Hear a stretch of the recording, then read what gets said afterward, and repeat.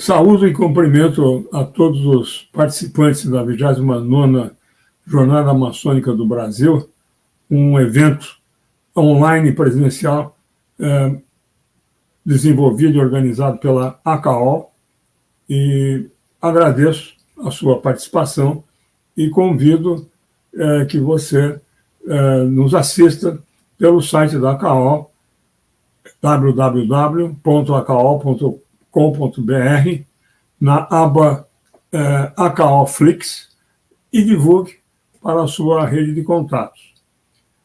Sou Kleber Siqueira, membro da loja Símbolo 151 de San Antonio, Texas, uma loja sob jurisdição da grande loja do Texas. E nessa oportunidade, nesse evento, eu vou falar sobre o tema maçonaria e cidadania.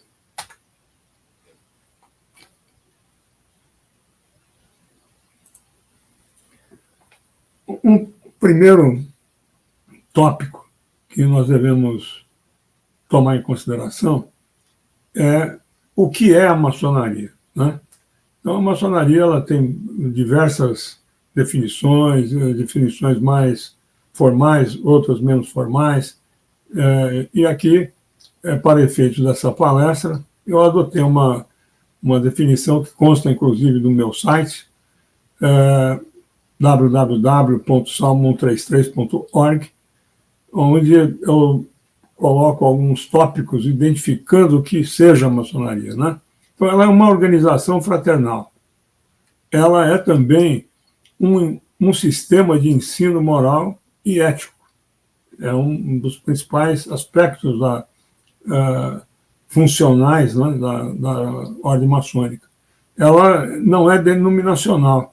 Ela não está ligada a nenhum tipo de religião ou de crenças religiosas, etc.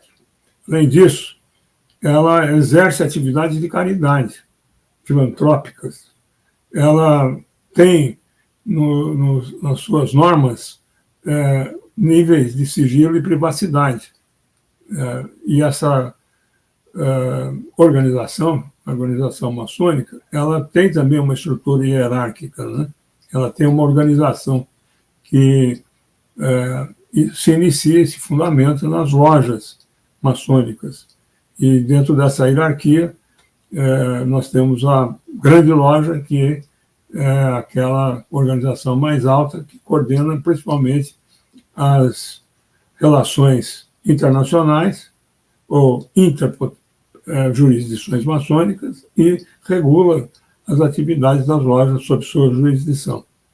E a maçonaria tem uma característica muito importante, que é uma organização inclusiva. Ela é uma organização que é aberta a todos os homens de bom caráter, dentro de um certo grau de configuração do perfil, para que ele possa ser admitido, e nós veremos um pouco mais de detalhes ao longo dessa palestra. Um outro aspecto que eu quero também destacar é o que não é a maçonaria, né? Então, ela não é uma religião, como já foi comentado, ela não é uma sociedade secreta, ela é uma sociedade, pelo contrário, muito visível pela comunidade, nas localidades onde ela está presente através das suas lojas.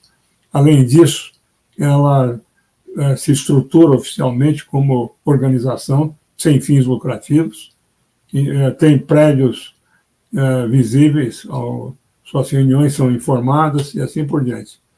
E ela também não é uma organização política. Ela não se estrutura com vistas a atuar no campo político, né? Então, isso é um ponto muito importante a ser considerado. E, por outro lado, também não é uma organização criminosa, suspeita de atividades ilegais, né? Pelo contrário, ela está sempre subordinada aos ditames da lei e das constituições dos países onde ela está organizada, como é o caso do nosso país. E Um outro ponto muito importante, que ela não é um caminho para facilitar pessoas terem acessos a riquezas ou poder, tráfico de influência, algo assim desse gênero, né? Pelo contrário, ela recomenda exatamente o oposto disso. E não é discriminatória, ou seja, a maçonaria ela não discrimina pessoas de nenhuma forma, né? E, pelo contrário, ela promove a inclusão das pessoas. Então, é uma organização que tem características muito interessantes e favoráveis para a formação de pessoas com capacidade de colaborar para o progresso de cada um dos países onde ela está sediada e situada. Portanto, formar bons cidadãos, né?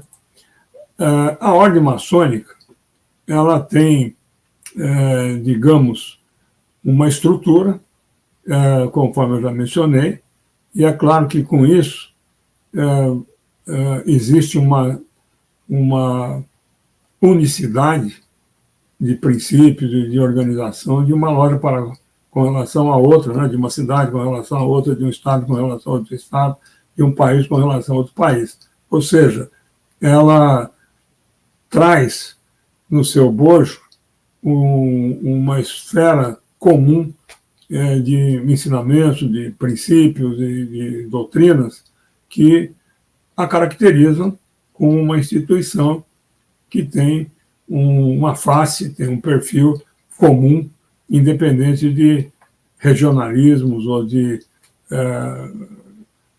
culturas que possam estar distantes uma da outra, mas estando a maçonaria presente naquela cultura, ela procura transmitir valores que são os valores comuns e básicos e os pilares que ela tem dentro da sua doutrina. Então, assim como um resumo, a ordem maçônica ela é uma instituição voltada para uma formação de lideranças, com princípios sadios, princípios que possam contribuir para a construção social.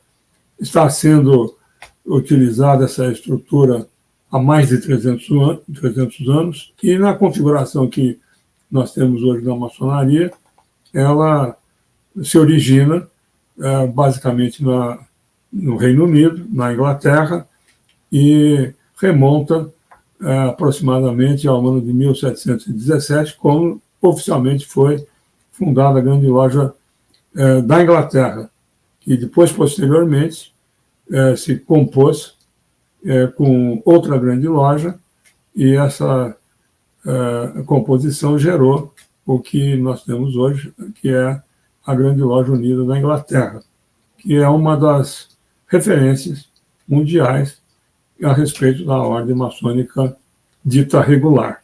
Então, é basicamente um ponto de apresentação da nossa instituição como um todo e, ao mesmo tempo, dos seus princípios mais fundamentais.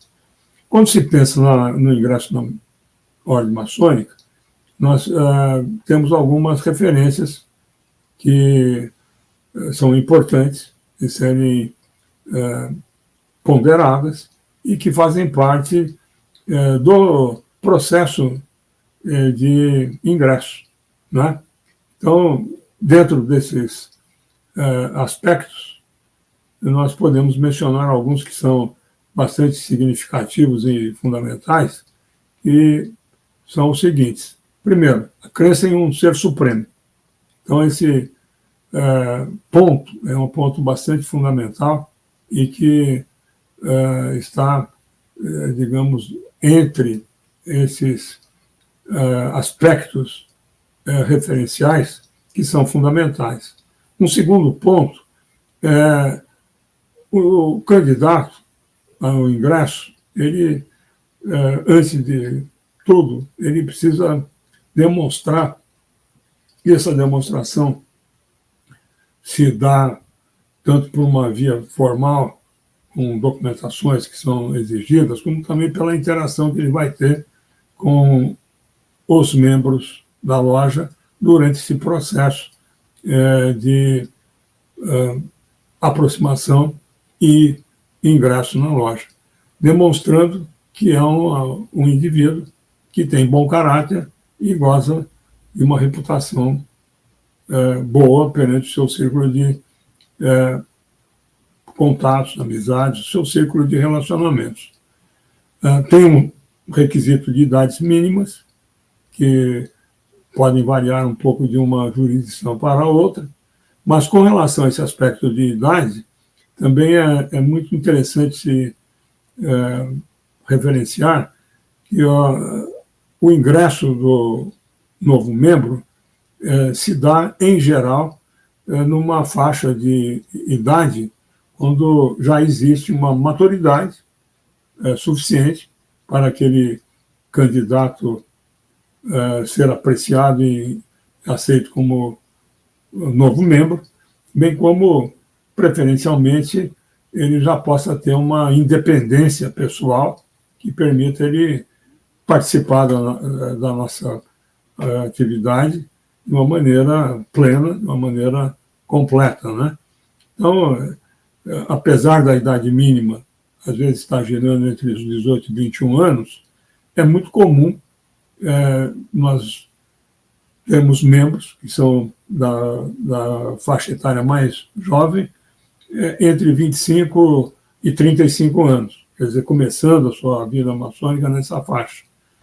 Alguns outros podem começar um pouco mais tarde, devido a questões diversas, e, digamos, em geral, essa faixa etária de 25 a 35 anos é uma faixa comum, média, de ingresso na ordem maçônica. Né? Uma outra questão bastante importante é a diversidade de origem. Né? A maçonaria ela não busca ser uma associação de pessoas que têm o mesmo perfil, ela quer ter uma diversificação, ela quer ter um mosaico representativo da sociedade. Então, em geral, você vai encontrar nas lojas maçônicas uma diversidade grande de profissões, de origens religiosas, de idades, etc. Então, essa questão da diversidade é muito importante. Então, aqueles que querem ter uma participação numa entidade mais específica, direcionada para uma profissão, direcionada para uma religião, direcionada para uma filosofia, a maçonaria não é o perfil exato para esse tipo de expectativa, né? O ingresso se dá sempre por um processo de iniciação. E esse processo de iniciação, ele é continuado. Ele não fica somente numa única iniciação. Então, a maçonaria ela tem uma estrutura progressiva. Ela não tem uma estrutura estática. E essa progressividade é que faz com que os ensinamentos maçônicos sejam distribuídos adequadamente pelas lojas aos seus membros. E esses membros vão sendo formados, aprendem e depois, sucessivamente, passam também a participar do ensino. Né? E, finalmente, no ingresso existe taxas de adesão e mensalidades que são colocadas como necessidade para o suporte da própria atividade. Né? E é por isso que o cidadão que vai ingressar, ele tem que estar já numa certa capacidade para ele poder, digamos, completar todos esses quesitos com facilidade, sem sacrifício pessoal e nem da família.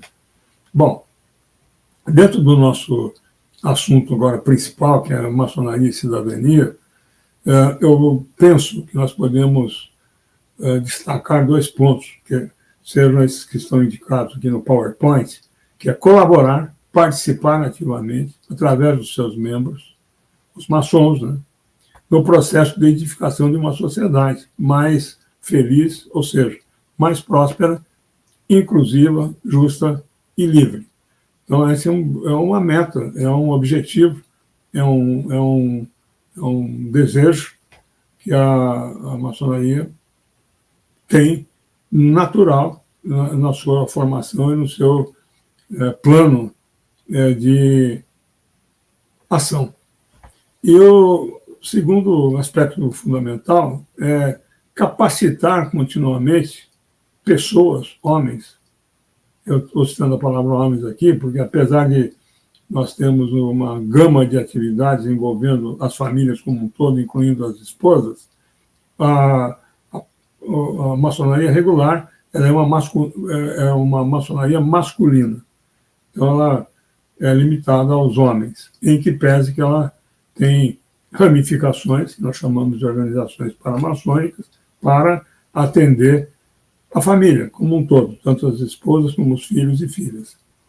Então, essa capacitação contínua, em termos de aperfeiçoamento do caráter e da moralidade, é um dos objetivos que nós temos com as atividades das lojas, né? Então, essas premissas, elas todas nos dão um indício que o ingresso de um candidato ele passa por um escrutínio que, então, vai filtrar de um modo organizado aqueles que estão mais qualificados para usufruírem da maçonaria e dela participarem por uma duração de tempo muito grande, ou seja, pela vida inteira, né?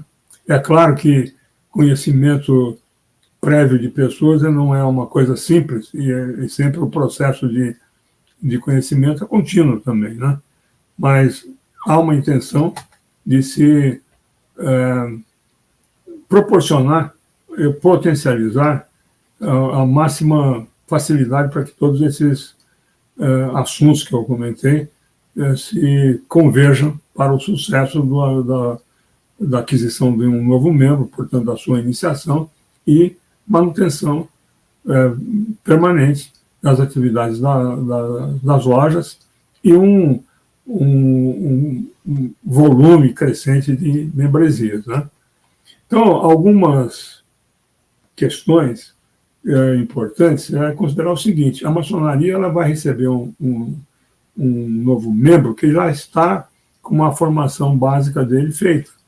Nós não vamos ingressar na maçonaria ainda uma pessoa em formação, ou seja, uma pessoa com uma idade tão tenra que não tem ainda condições suficientes para colaborar e participar dos nossos trabalhos, né? Então, a formação do bom cidadão, ela começa muito antes dele ingressar na maçonaria, né? E nós temos um tipo assim de um moto que nós maçons costuma dizer que a maçonaria ela tem nos bons cidadãos, os seus membros, e ela atua nesses bons cidadãos para torná-los melhores. Então, como premissa, quer dizer que o cidadão que intenta, deseja, quer participar da maçonaria, ele deve já estar formado e ser um cidadão considerado e qualificado como um bom cidadão, para que ele possa, então, participar desses trabalhos. Quais são os pontos essenciais da formação de uma cidadania boa? Primeiro, a educação, né? Isso é claro que é muito fundamental. E é por isso que nós temos que ter muita atenção para a fase educacional, as escolas que os nossos filhos frequentam, e, ao mesmo tempo, como a escola pode continuar construindo aquilo que a família está construindo, ou como ela pode, eventualmente, até mesmo colaborar para destruir a construção que vem da família. Então, o segundo agente que eu cito aqui é a família. Agora, a família ela precisa estar estruturada. Se a família não estiver estruturada, o impacto que ela vai causar na formação das pessoas é negativo, né? Então, isso não quer dizer que uma pessoa que esteja numa família desestruturada, ele não tem chance de ser um bom cidadão. É claro que isso é possível. O que eu estou dizendo é que a facilidade, a tendência e a normalidade pensa que a família é um agente fundamental e que está atuando já de um modo construtivo com os seus integrantes, seus membros, né? Não só o casal, mas como os filhos, de uma forma sadia, né? Então, a família é um vetor muito importante. Depois disso, nós temos a comunidade. A comunidade ele vai interagir com as famílias, com as pessoas, com seus membros, cidadãos, etc., e vai, com isso, moldando também esses relacionamentos, essa sociabilização, etc. Nós temos o governo e as leis, que regulam a sociedade. Então, nós não podemos omitir isso. Quer dizer, o cidadão e sua família, o círculo de relacionamento, seja da parentela, dos amigos, ou profissional, da igreja, de onde for, estão governados pelas mesmas leis, né? E isso, então, implica em ter uma noção também dessa cidadania. Uma outra questão é algo que está muito em curso hoje em dia, essa é a questão das mídias, de qualquer tipo, né? Mas principalmente as mídias hoje tão dinâmicas como são as mídias sociais e a informação que trafega nessas mídias, né? E podem influenciar de modo positivo ou negativo a vida de qualquer cidadão e principalmente daqueles que estão indo da informação, né? Por outro lado, um outro aspecto muito importante são as referências, os modelos e as lideranças que podem ser referenciadas para cada um de nós como modelos positivos, para você se inspirar, né? Então, isso pode incluir vários perfis, né? Desde líderes políticos, ativistas de diversos tipos de tendência, né? E assuntos e temas, líderes comunitários, etc. E isso ajuda a formar um cidadão, né? Oportunidade de envolvimento cívico. Então, nós temos também que pensar muito no aspecto do voluntariado, interagir com a sociedade, dar suporte para uma série de atividades aonde a cidadania pode fazer um papel relevante e colaborar para que a sociedade alcance aqueles objetivos que eu já mencionei no começo, né? Além disso, existem as normas culturais e sociais que estão sempre influenciando de modo muito presente, incisivo, né? E que são tópicos que vão moldar diretamente a nossa resposta, o nosso comportamento para as diversas situações da sociedade. E a nossa atitude com relação a cada um desses diferentes tipos de influências, pressões e etc., que podem surgir na vida cotidiana, né? Bom, e, finalmente, fatores econômicos, né? Porque uma sociedade onde o fator econômico esteja deficiente e a cidadania está subjugada pela questão financeira, não tem poder aquisitivo, ela não tem tempo, trabalha excessivamente, ganha pouco, o pouco que ganha é consumido rapidamente. Isso é um estresse muito grande para a vida de qualquer pessoa, né? Principalmente para as famílias.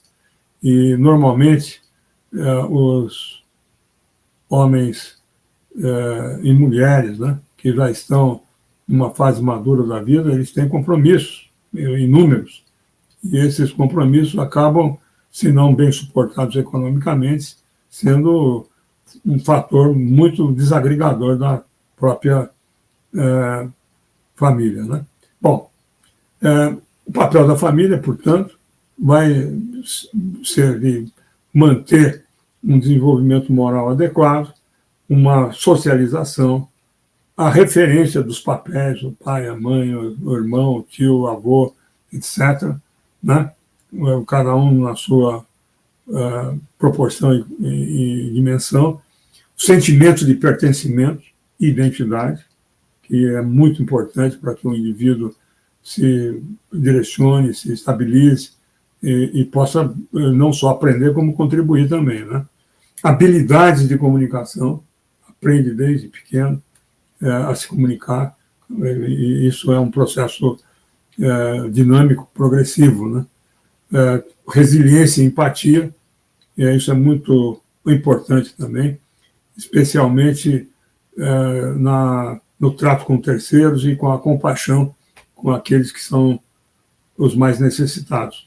E a responsabilidade cívica, né? Porque nós temos também um lado muito importante, que é a manutenção da nossa pátria de uma maneira sadia, de uma maneira que possa permitir um futuro esperançoso para todos os seus cidadãos, né? Então, a família faz parte desse engajamento fundamental. Com relação ao papel da escola, nós podemos listar alguns tópicos bem significativos, que são, basicamente, a educação cívica, né?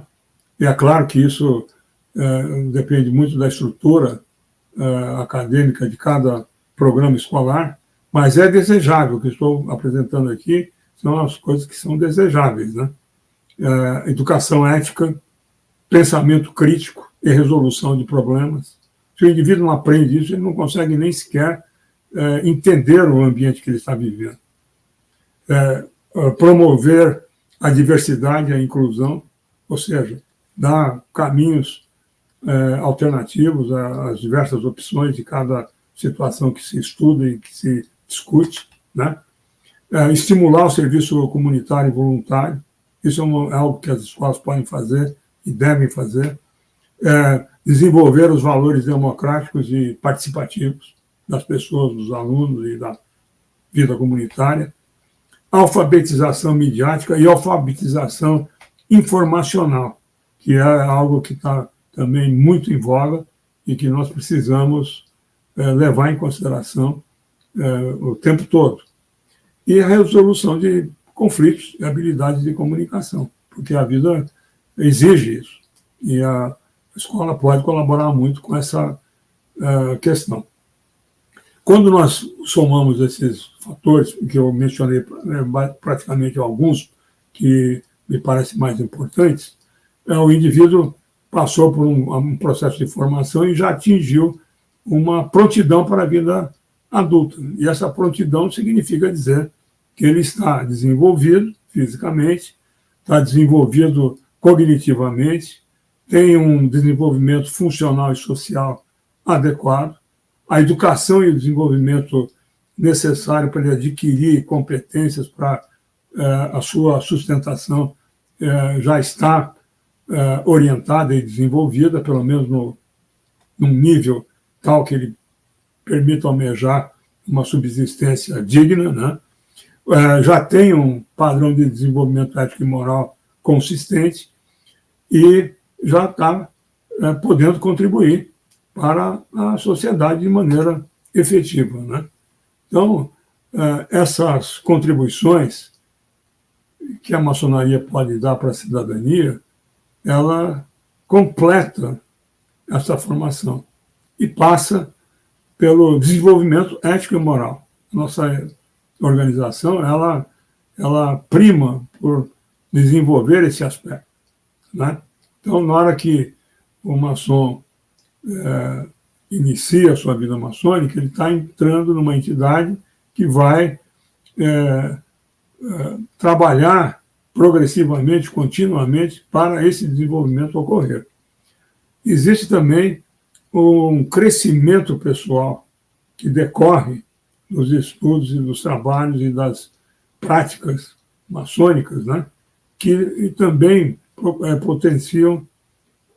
potencializam a autorreflexão. Normalmente, as lojas maçônicas elas vão ter uma interação social muito grande, especialmente quanto a serviços comunitários. São muitas opções, muitas formas de realizar isso, e é um elenco que as lojas maçônicas estão sempre preocupadas em analisar, cumprir e executar. Um outro aspecto muito grande é a noção de irmandade e companheirismo. Saber tratar desse assunto da fraternidade entre as pessoas de um modo amplo e com os devidos cuidados, e com isso criar uma tessitura social forte, interativa, que um suporte o outro, e que numa vida em comunidade transmita segurança para aquela comunidade, no sentido de que os pilares fundamentais para um futuro promissor para aquela comunidade estão sendo visualizados e mantidos e aperfeiçoados. Um outro tópico muito fundamental, como uma contribuição para a cidadania, é o desenvolvimento de lideranças. A própria vida da loja maçônica é uma vida que pratica elementos que vão direcionar o seu membro, o seu participante, que é o maçom, a se desenvolver como uma liderança. Então, isso é um fundamento, um desenvolvimento muito importante que a maçonaria tem para colaborar com a cidadania. Além disso, um homem já maduro e com mais informações, ele vai ampliar sua investigação filosófica, vai melhorar o entendimento de muitas coisas. Além disso, ele vai ter a participação numa rede de contatos, que é uma rede desinteressada do ponto de vista comercial, do ponto de vista profissional, do ponto de vista de qualquer outra expectativa material, né? É uma rede de amparo fraternal, é uma rede de desenvolvimento pessoal, uma rede onde vai haver uma possibilidade de mentores colaborarem com o nosso aperfeiçoamento individual. E, além disso, a maçonaria ela tem eventos comunitários e sociais constantemente, e isso ajuda a aproximação dela, a sua interação com a sociedade onde ela está inserida, com os problemas locais e também com as soluções. Isso é uma coisa muito importante. E, finalmente, um tópico muito importante é a promoção de valores pessoais, né, que são fundamentais para que as pessoas, então, se aperfeiçoem e possam se tornar melhores. Esse é um ponto que, após essa explanação, se pode perceber melhor de como é que essa nossa organização maçônica influencia positivamente a nossa cidadania, né? Então, a maçonaria ela oferece esse ambiente de apoio, de estrutura para os cidadãos bem informados poderem continuar uma jornada de crescimento pessoal, desenvolvimento ético e serviço a terceiros, né, a sua própria comunidade, sociedade, contribuindo positivamente para as suas próprias vidas e para a vida dos seus próximos, né? E é isso que nós queremos que ocorra. Então, ela promove a fraternidade, os valores compartilhados e um compromisso de princípios morais e éticos que norteia a vida social. Então, são contribuições extremamente positivas que a maçonaria traz para a cidadania. Então, esses tópicos, conforme mencionados, valores compartilhados, envolvimento comunitário, estrutura ética, desenvolvimento de liderança, a parte de rede de contato, colaboração entre pessoas, crescimento pessoal, tradição incrementada e mantida de serviço comunitário, caridade, filantropia, tudo isso faz parte dessa montagem. Então, a maçonaria, ela, dentro do complexo de uma vida em sociedade, ela tem um significado, ela tem um papel que ela pode cumprir e tem cumprido com bastante eficiência, e, por isso, como contribuinte dessa cidadania, a maçonaria ela é um elemento de grande valor. E, com isso, em síntese, a maçonaria, então, ela promove também um ambiente de tolerância e respeito, onde os indivíduos com crenças políticas diferentes podem se unir como irmãos, né? Quer dizer, ela harmoniza, ela é uma entidade que vai construir harmonicamente o futuro social, que está sendo permanentemente mantido e aperfeiçoado e melhorado, né? Então, frequentemente, nós podemos dizer que essa estrutura maçônica é uma ferramenta muito valiosa para tornar homens bons, melhores cidadãos. Então, finalizando, maçonaria e cidadania, posso dizer que, ao promover o comportamento ético, o serviço comunitário, a tolerância e o crescimento pessoal, a maçonaria visa cultivar indivíduos que não apenas se melhorem, mas também façam contribuições significativas para a sociedade como um todo. Aqui eu finalizo. As perguntas que surgirem, por favor, enviem para o e-mail que está visualizado nessa tela, salmo133web@gmail.com, que eu terei o máximo prazer de interagir, responder e juntos desenvolvermos melhor esses conceitos. Também convido que você se inscreva no site salmo133.org e também nas mídias e redes sociais do próprio site. Muito grato pela sua participação nessa 29ª Jornada Maçônica do Brasil e até breve. Muito obrigado.